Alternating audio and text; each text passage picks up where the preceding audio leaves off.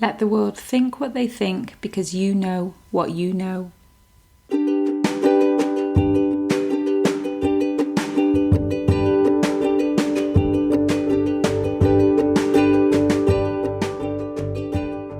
Hello and welcome to Mindfully Thrive with me, your host, Ella Humphreys. This is the podcast that celebrates the present, the joy in where we are, the journey it's taken to get here, and the ability to see our greatness for the future.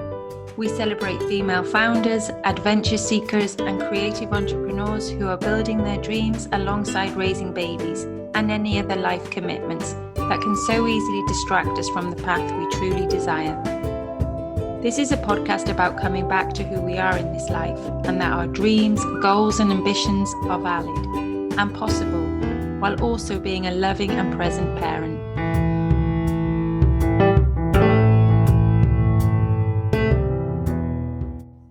This week's quote is a frequently used mantra of my delightful guest today, Jeanie Scott. Jeanie is a skin therapist and runs a thriving studio from a beautiful hamlet village in the Cotswolds in England. Jeanie is married and has 2 young boys, and as you'll hear, she also has a dog who wants to take part in this recording. Jeanie is also an adventure seeker, setting her sights and committing to a cause. So grab a cuppa or get your walking shoes on and enjoy. And let's get this conversation started. Hi Jeanie, welcome to Mindfully Thrive. Thank you for having me.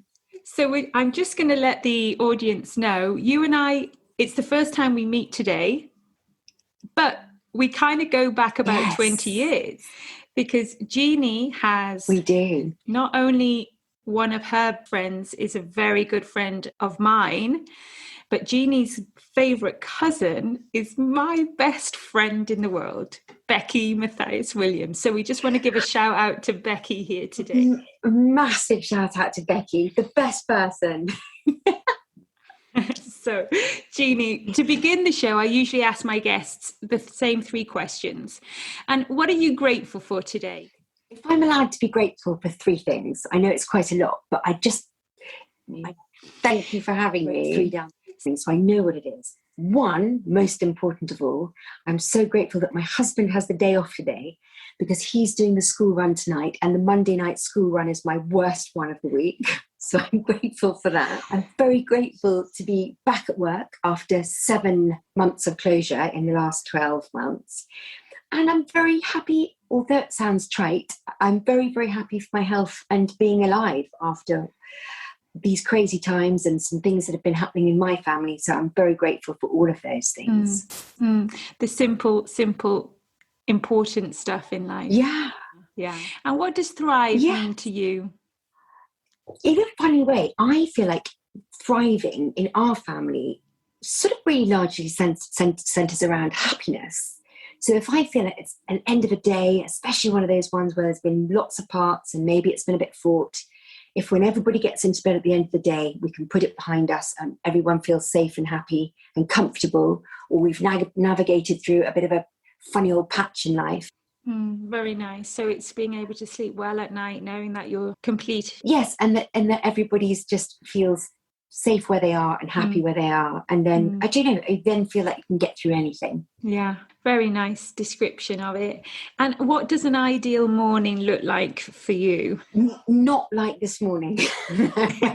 Monday morning when no one's done their homework. A really lovely morning is... my boys still wake up very early. They're only 5 and 8. They still come in very, very early. And on a weekend day, I still love that they come in and they still want to get in and have a cuddle. And I'm in the middle of a challenge that is running over about 10 years, where I'm running a marathon on every continent to raise money for 2 charities that my cousin, actually on the other side of the family to Becky, was raising money for before she really sadly, she died at age 37 a couple of years ago. And she was raising money for 2 breast cancer charities at the time. And all she wanted to do was get to be 40. She didn't get to be 40. And so I wanted to spend my 40s trying to raise the matching amount of money for her charities, which was £40,000, and for the kind of 40 that she never got to be, and that I readily take for granted that I am. So a good morning, if I've got the time, will mean some kind of training run or something towards that. And then some chocolate at some point. Definitely some chocolate. Do you do your run before you do the school run? No, I don't really get to do it on a weekday. Okay. It would be a weekend when my husband's around. And no, I'm on a school day. It's very much children and then work. But yes, on an ideal day, there's a lovely bit of running in there too.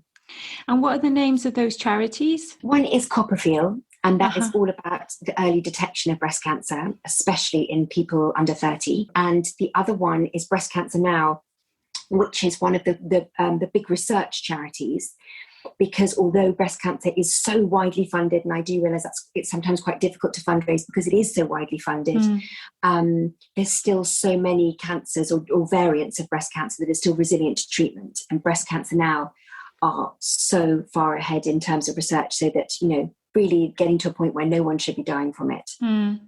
So, wow. And so how many marathons have you how many continents have you done? So we're 3 continents down and 4 to go. You say we. Doing, me. Who's I we? don't know why I do that. It's me. You stand alone.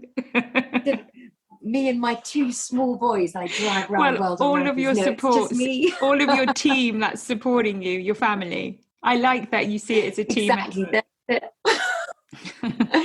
So it's just so far I've done New York for North America, Athens for Europe, which was amazing because that's the original marathon trail, and then I did Lewa in Kenya for Africa.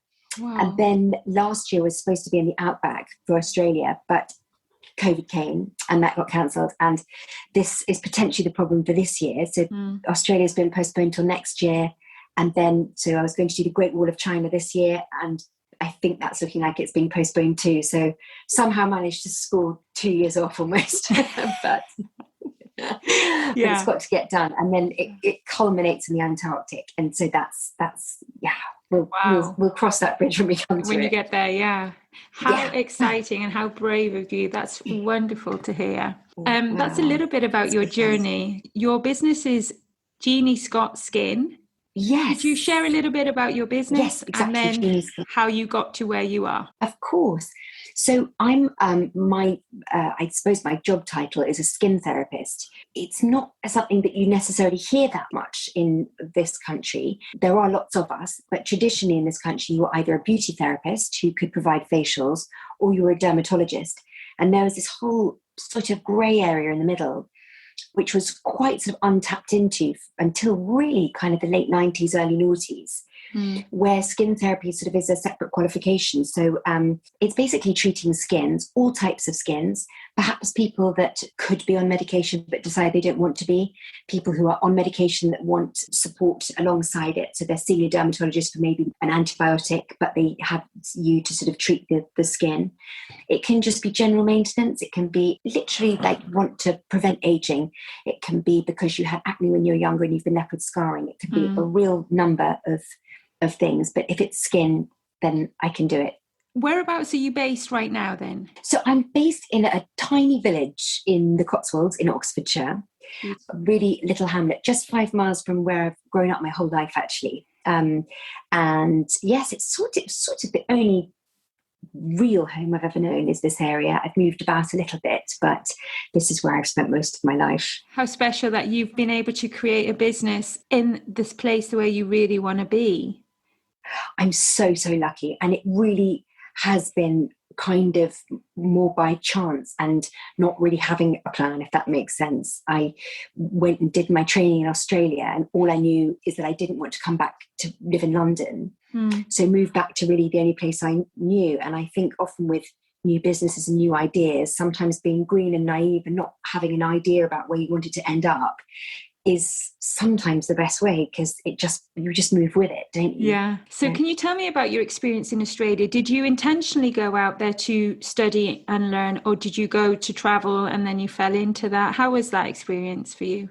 No, I went out specifically. I had been there traveling on my gap year, but because it was my gap year, I don't remember a huge amount about it, except that I thought it was wonderful. And then when I decided, I left university and didn't really want to do anything with my particular degree. and decided that I really wanted to get into skincare because it was something that bad skin was something that really bothered me. And my father's a doctor, and even he agreed there was limitations in general practice with helping with skin. And I found a course at a place called the Australasian College of Natural Therapy in Sydney. Because if you think of the European skins that live in countries like Australia and like South Africa, their attention to skincare and their science behind skincare and protection is often, it's a bit of a generalization, but quite far advanced. So I knew that they had really detailed courses where you could really study skin as opposed to it just being a module of a beauty therapy course. So it was a real way up between South Africa and Sydney. And actually I was listening to one of the ladies that you recorded on another podcast who uses a beautiful South African brand called Environ. Caroline Pfeiffer. That's exactly how I was listening to her. I thought she was fascinating. And anyway, Environ's one of the brilliant brands that come out of South Africa. And anyway, I went to Sydney and it was a year's full-time course there. Then I had to come back to England and work in a clinic to make my qualifications recognised over here so I could get full qualifications. And then I went back out to work in Sydney again at a skin clinic out there. And then Were you not able to stay in Sydney to make that qualification, or did you need to do it here so that you would be valid? Exactly. There's a qualification called Cedesco, which is a really great qualification to have if you're in the sort of beauty sector. I suppose it's an accolade. It means work to a certain level, but it also is recognised internationally. So if you've got a diploma or advanced diploma, whatever you've got in Australia, then it means that if you take that to an employer in England, it might not necessarily mean a huge amount to them. But if you've got Cedesco, then it's universal. But you have to have 100 clinic hours in order to kind of get that. So that's why I came home to do it. And how easy was that to come and find work here once? Actually, it was surprisingly easy. When I came back, I really decided where it was that I wanted to go. So I kind of made a beeline for them and then wouldn't really leave them alone until they gave me a job. But luckily, I think it might have been a time when staff were quite thin because they were on the ground, because they were really nice and they took me on. That's excellent. And they were brilliant, and I learnt so much. And then they were at that stage part of the Dermalogica family, the clinic I was working at. It was their flagship. And I actually went back out to Sydney and worked for the one out there. That's my dog. So. It's okay. Mine's here sleeping, so good job she can't hear yours. That's okay. So that's how that worked. And then when I eventually came back from finally working in Australia, that's when I decided to work on my own. And so set about it back down here in the Cotswolds. Wow. And am I right in thinking that you had initially About Face was the name of your company at the time? I did, yes. So I started that up and that ran for about 7 or 8 years. I started in one place and then moved it because I kept moving, but all kind of with around a very small area, I suppose. And then I stopped to have my second son because with my first boy, because I had rent and rates to pay the whole time I was off, I had to go back to work when he was 4 months old. So I decided if I was lucky enough to have another one, I'd take some proper time off and get to just be their mum for a little bit. And that's how we came to build the studio in the garden. So I can basically just work it around them and still have the glory of the school run. So that's, I don't perish the thought I'd miss out on that. So you said at the beginning, your fascination grew from your own personal experience with, did you go into any other line of studies before skincare, or you knew from teen years? No, I have a degree in psychology. There was an area that I was passionate enough about to go in to sort of study more.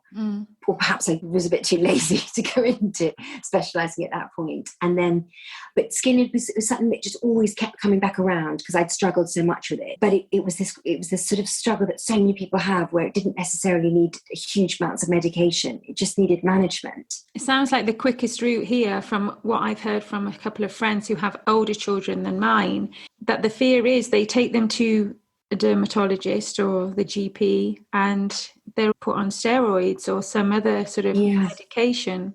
I have to say now, with dermatologists, they are it's so much more sophisticated than when I was in my 20s, and there's a lot of different levels you can be treated to really quite gently before they'll put you on a very high dosage.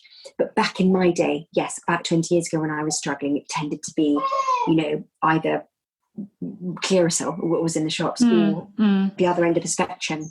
And that's where I was really fascinated in studying something that was the huge spectrum of skin health in between. And do you work your day obviously around your children then? So your schedule is all based around the hours that you have free from being a mother? Yes, that's exactly right. So I try and have consistent hours, just because, then your clients and you just sort of know where you are. So I start when I get back from the school run, and I work right up until about an hour before, and then go and get them. So it's great. And because I'm not a doctor, I don't have extensive notes to write in the evenings. I'm very lucky with that. You obviously keep a record of what you do, because it's a lesser level, and there's not quite such a responsibility with medications and patient history. I don't have. I'm great. I get to pretty much down tools, and once I've done all the cleaning and the washing that's involved with it, I'm just at home again. So. Yeah. Very lucky to be working from home, or even better, your setup of not actually being in the house working, having your sort of clinic studio outside of the house, but within I think that's even better. I'm very lucky. If it was in the house, my boys would have chased off my clients in the first week. That I'd have been closed within a month. Yeah.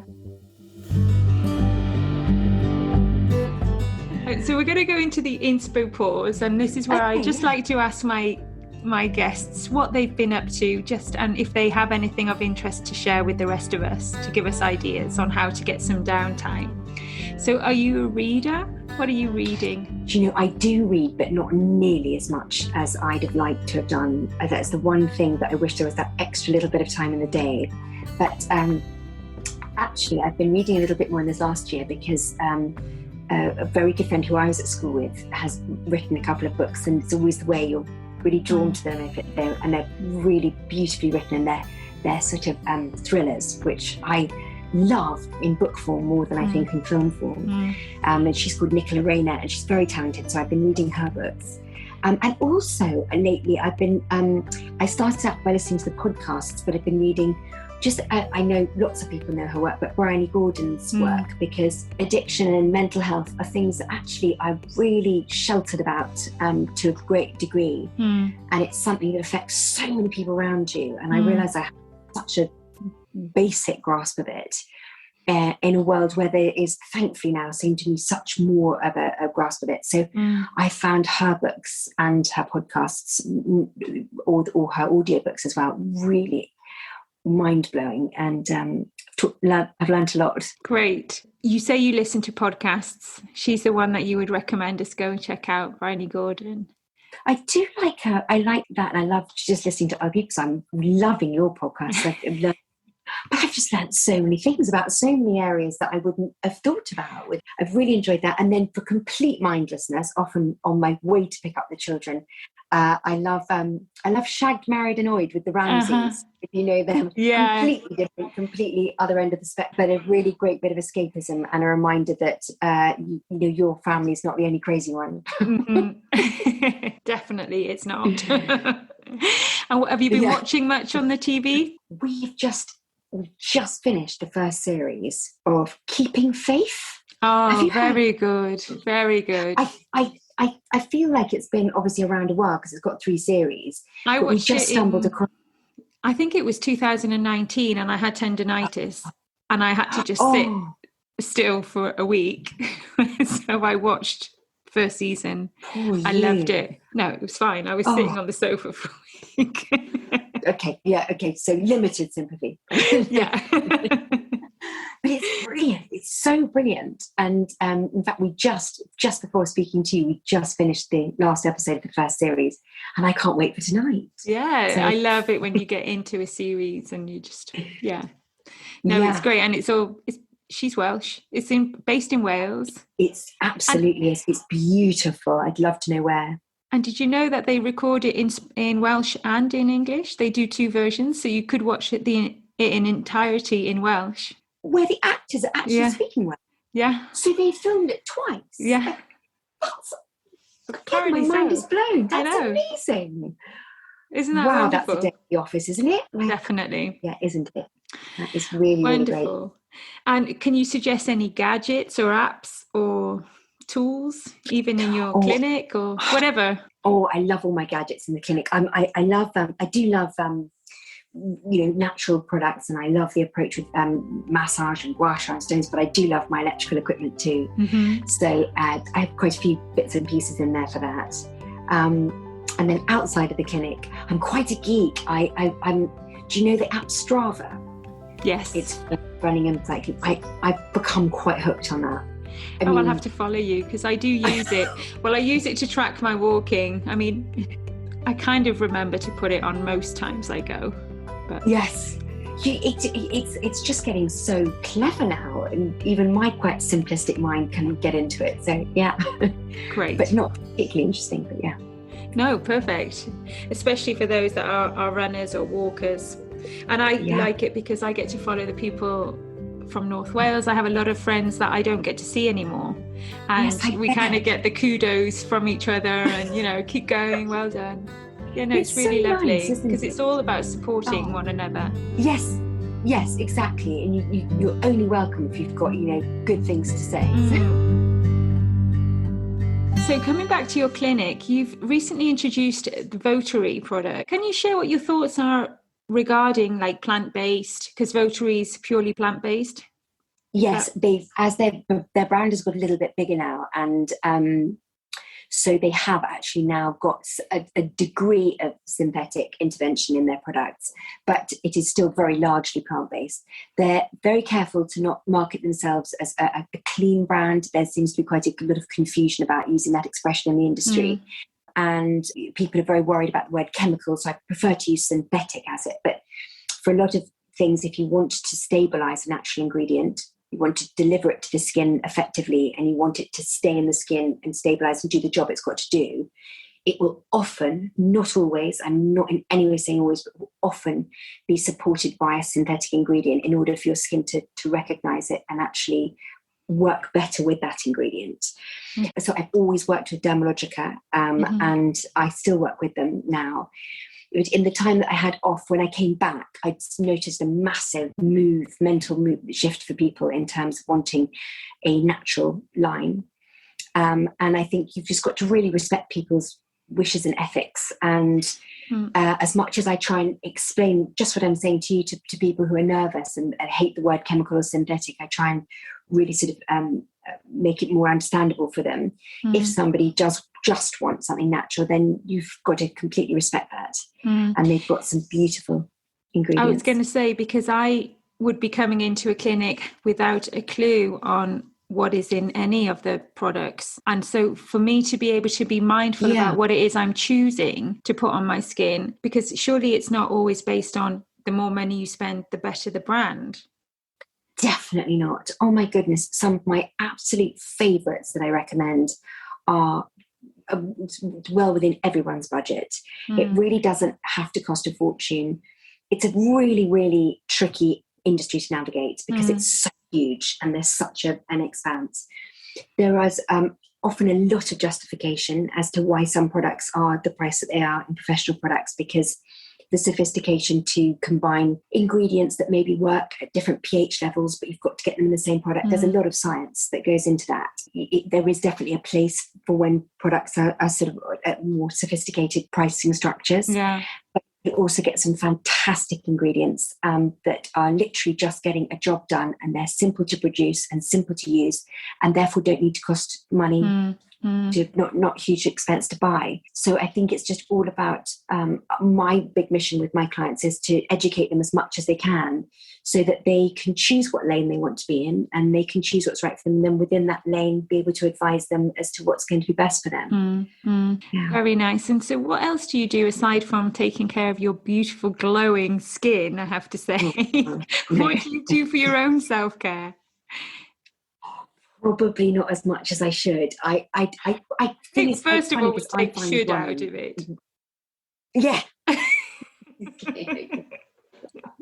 You're completely right. You're right. I love running. I do love running. And I find it, to me, I get the same feeling that some of my friends say get from yoga or from meditation. I find I get that real calm. I feel very relaxed afterwards. I feel like when I'm out there, I can think clearly and work it all through. So in a very strange way, although for some people running is like the last thing they'd want to do if they're trying to relax, that is kind of my downtime.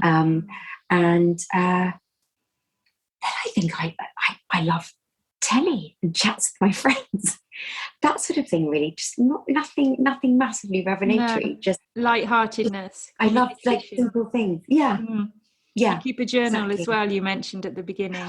I do. Do you know, that's been really new. That's just been this year. A very good friend of mine who's going to be listening and has been listening to your podcasts is very, I don't know what the expression is, into mindfulness, very mindfully aware. And she's taught me an awful lot in the last couple of years. And she taught me about gratitude journals and just taking 5 minutes to write down 3 things that make you happy. And sometimes it's all that you're grateful for. And sometimes they are very easy and simple and pop straight in front of your minds. Sometimes I'm there for hours trying to think. Yeah. But no, it's a lovely practice. I'm really enjoying scratching the surface. I mean, I definitely can see how much just the gratitude journal itself has really kept me, especially in times where I'm feeling like things are not moving fast enough, or I'm trying to achieve something and it's not coming through as quick as I want, or the mundane life kind of day to day gets in my head. Just writing down my gratitude. Have you done it a long time? I've been, would say that I am not a consistent day by day journaler, but I do the gratitude. So oftentimes I will write and journal, and it's not about gratitude. It's just the action of writing all the thoughts and trying to get out what's in my head. But I try and I do practice my mindfulness meditations every day and the gratitude. And that's like, if I only have 10 minutes, then I will do those 2 things. And then everything else, so long as I do those 2 things, I feel like I've given to myself in the day. I also try and run, but I'm not a big runner. I used to run a lot more than I do. So now I'm walking more. But I feel like just being outside and moving my body is a massive part of my self-care. But if I lived where you lived, I mean, just walking outside your door must feel like, I mean, it rains a lot here too. Amazing. Does it? Good. Yeah, it does. It does.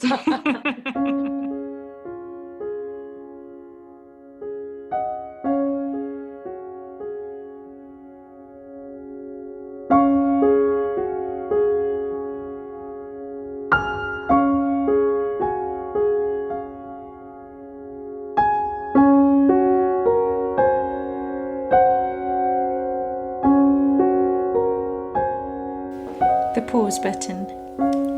For this week's practice, I would like you to try and see your life through the eyes of a curious child. As we do the practice of changing how we view each moment over time, we may discover a never-ending source of happiness and excitement. So I'm inviting you to be curious about yourself and to try to become aware of what happens when we move from a position of personal, me, to the impersonal. We may be thinking bad stuff happens. But what if you were to get curious about whatever is going on, rather than getting on the hamster wheel of unfairness or resistance? What happens if we begin to really move from a place where the view is, I am always in pain or unhappy, to the perspective of intrigue and curiosity? Become aware of that sadness that you may be feeling. Be curious about it. Notice its qualities, when it is present or absent. Or if there's pain, when is it more or less severe? What do you notice if you get curious about whatever is going on, rather than looping through the issues of fairness and resistance? Perhaps take some time right now to think about an experience that brings up certain emotions. It may be an experience that brings up anger or sadness. and just try and sit with it for a few moments.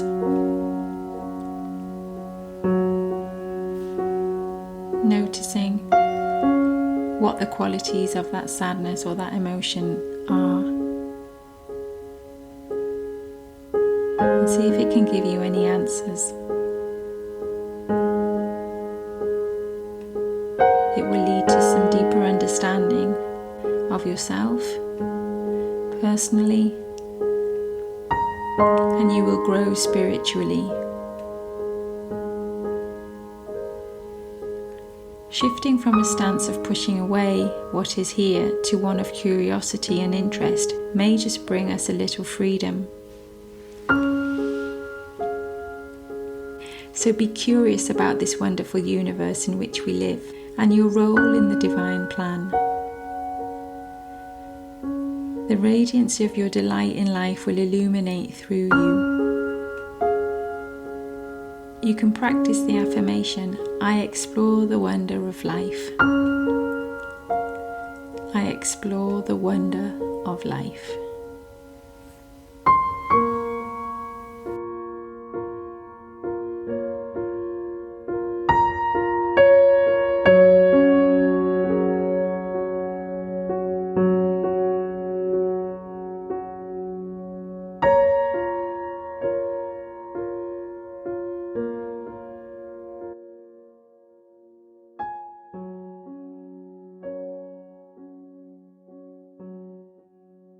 So how do you find that balance between work and the family? By the way, just to really clarify, I often feel I haven't got the balance at all. You know, it's one of these things, isn't it, where people might assume, because I have got a very lucky setup in that I am able to sort of get a bit of both, but I often get the balance horribly wrong. There's balls that can definitely be dropped a lot.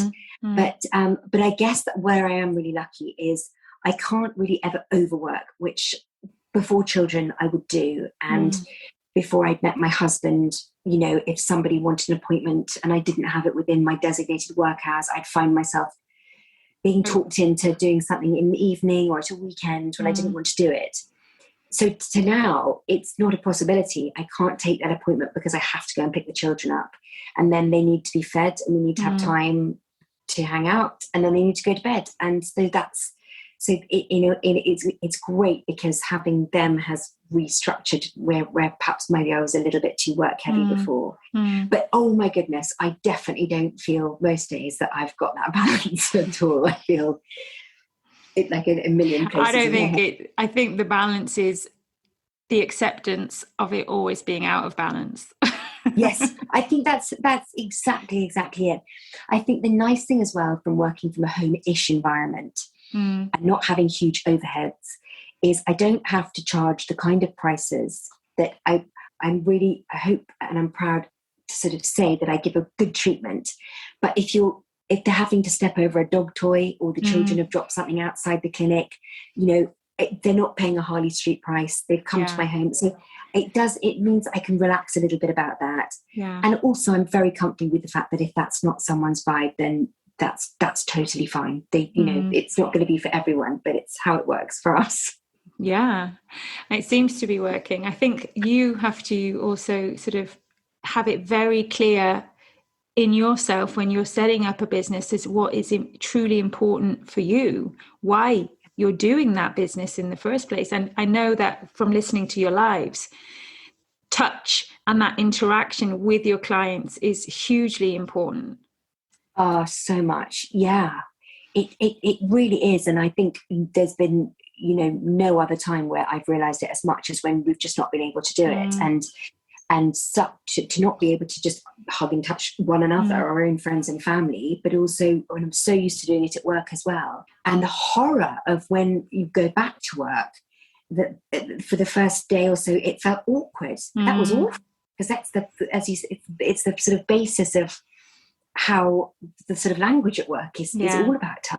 Really. So I can imagine though your clients, I mean, I haven't gone for a facial since COVID. I have been to the hairdressers, but just having in the hairdress someone like massaging my head just felt so good. It felt alive. Like, absolutely. You just don't realize it how much you've missed it until it happens, do you? Yeah. So yeah, knowing what is important to you, and also like the fact that your work is about interrelationships with others. I mean, that's all it's about, helping others and having that touch, but also having those boundaries about family and not going too far the Yes, other way. It's like that seesaw of just exactly. And I harmony. think the older you get, it's finding that harmony. And I think it's one of the wonderful, again, privileges of getting older is you just learn, don't you, more to enforce your boundaries, and you have the confidence to do it more as well. So yeah. So as my girls are now getting, well, they're 9 and 10, they're not getting older, but I wanted to talk to you a little bit about Megan, the oldest. She's super obsessed with YouTube routines. And I mean, in a way, I've been into human design and I've been looking into her chart, and it is all about learning through observation of others. So it's a really good thing that she is very aware of the way people are doing things, and that's how she learns, and that's what she wants to take on board. But she's really into doing these nighttime skincare routines, and I don't know, self-care is really big for her at the moment. Yes. Yet she's just like, she's only 10, so she's only just discovering this, and I think it's a great age for her to start creating her own routines. Can you recommend sort of do's and don'ts? Teens and sort of in-betweens, as I think that Megan sounds like she falls into that kind of preteen category. They're my favourites, because I mean, it's this whole kind of, as you say, it's this massive great industry out there, and in some ways it's tricky because there is so much out there and they're sort of bombarded, but in many ways there's so much more education as well than we had at that age. But my advice for all of them would be just to keep it very, very simple to start with, making sure that they just understand the importance of keeping their skin clean and keeping their skin protected. So however you choose to clean it, with something that's gentle, that's going to nurture the skin, to get the dirt off, but just keep that precious lipid barrier protected. Moisturizing, just to help keep in that lovely moisture that they've got, that keep their barrier function at its optimum sort of level. And actually, I think they're going to be a very lucky generation with this, but also some daylight defense.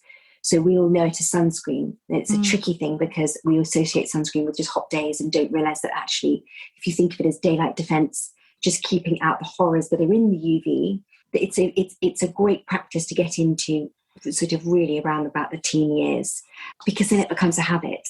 Yeah, because it certainly wasn't in my world. No! I mean, the absolute opposite. Yeah. The absolute opposite. I mean, I can't even tell you what I've done to my early years. So I do that. So just sort of like brushing their teeth, that routine, that structure of them knowing how to care for their skin, and exactly right, in a gentle way, not this like, how many different containers can I use and show? Because I think some of these YouTubers, they must have so many sponsors that they end up showing like 6 or 7 different creams in a go. I know, it's so tricky. And when you are that age as well, or actually when you're my age too, you can be a magpie and you just want to, everything looks so shiny and exciting. But no, I would just say that the simplicity is everything, because it's the best way to form a habit. If it's complicated, it's nothing that they'll stick to. They'll just end up shying away from the whole thing. But also their skin is functioning and doing all these wonderful things and producing all the right things itself. So they don't need the pots and potions to be doing it for them at that stage. But I'd always talk to her if she wanted some help. Yeah, she's doing fine right now. So I bet she is. Looking after it. That's the thing. If it ain't broke, don't fix it. Just look after it. Yeah. And how are your boys with taking care of themselves? I mean, minus 7 out of 10. I mean, completely appalling. I don't know if it's just mine or whether they're boys. Or whether I think, well, I have Meg, who's obsessed with skincare and cleanliness. I shouldn't say obsessed. No, she's really into it. She likes it. And I have Ellen, who's 9, who doesn't want to know about a nail brush. Doesn't want to, No. If I told my sons they didn't have to have a bath for the rest of their lives, I mean, joy, ultimate joy. They wouldn't even think, they would never think about it again. Kind of sounds a little bit how, the mother of a skincare specialist and the kids not really being interested, and also the mother who's mindful and their kids not really being interested. Yeah, Give absolutely. them time. I was listening to a lady you were talking to who was saying the same about yoga, and how her mother was a yoga instructor and she never had any interest or that sort of thing. So I think it's just because you take it for granted because it's just there. They'll come around one day when they start being interested in romance. Yes, they'll be there. Absolutely. Then. What would be the one piece of advice then that you would like your boys to remember forever? In terms of skin or in terms of anything? In life. I really like the expression. I think I was telling you before. I love the expression.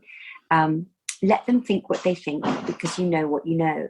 And it's a very simple expression, but I just think in life it's so easy to get bogged down with what you think other people are thinking or other people's advice. And other people's advice is always welcome. There's wisdom everywhere. But only you know your true heart and your true head. And even if you make a decision, you get it wrong, then you've learned something. But I just think, just try and always carry true what you think you know over above what other people think they know. That's beautiful. And I think leaving that for our audience to savor is a very, very wonderful way to finish.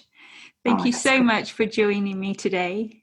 Thank you so much for having me. Thanks. There are many reasons why I thoroughly enjoyed this conversation with Jeanie today. Not just because of the 2 degrees of separation we have, but moreover because she reminded me to pay attention to my core belief of allowing the path to reveal itself and to always act on the things that light us up.